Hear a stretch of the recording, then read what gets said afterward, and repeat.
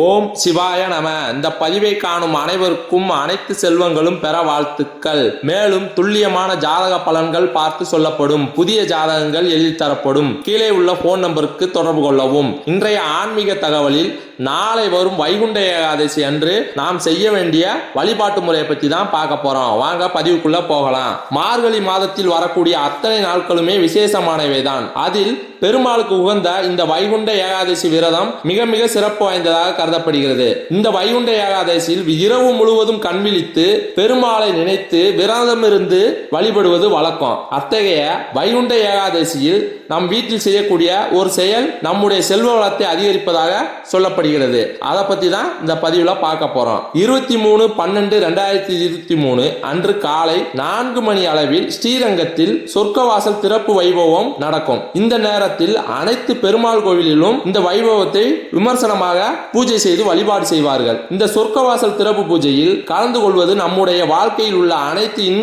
இன்னல்களையும் துன்பங்களையும் தீர்க்கக்கூடியதாக இருக்கும். அந்த நேரத்தில் நாம் வீட்டில் ஒரு சிறிய பூஜை செய்ய வேண்டும். இந்த பூஜையானது பெருமாளின் பரிபூரண அனுகிரகத்தை நமக்கு பெற்றுத் தருவதாக இருக்கும். ஆகையால் தவறாமல் அனைவரும் இந்த பூஜையை செய்ய வேண்டும் என்று சொல்லப்படுகிறது. இதற்கு நாளை வரும் சனிக்கிழமை அன்று காலை 3 மணிக்கே எழுந்து குளித்து முடித்துவிட வேண்டும். அதன் பிறகு வீட்டு வாசலில் வண்ண கோலங்கள் போட்டுவிட வேண்டும்.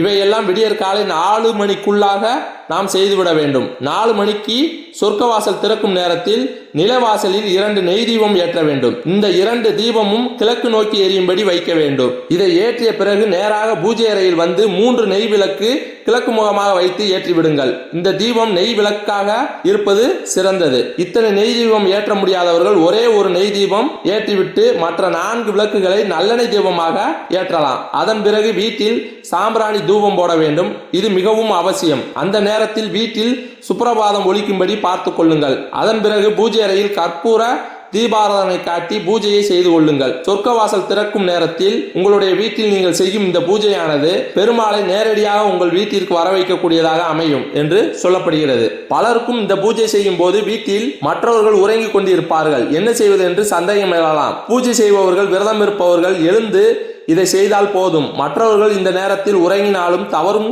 ஒன்றும் கிடையாது. ஆகையால் மனதார நம்பிக்கையுடன் இறைவனை வழிபட்டு அவருடைய பரிபூரண அருள் ஆசியை பெறுங்கள். மேலும் இந்த சேனலில் வரும் பதிவுகளை தொடர்ந்து பார்க்க இந்த சேனலை சப்ஸ்கிரைப் பண்ணுங்க, லைக் பண்ணுங்க, ஷேர் பண்ணுங்க. நன்றி.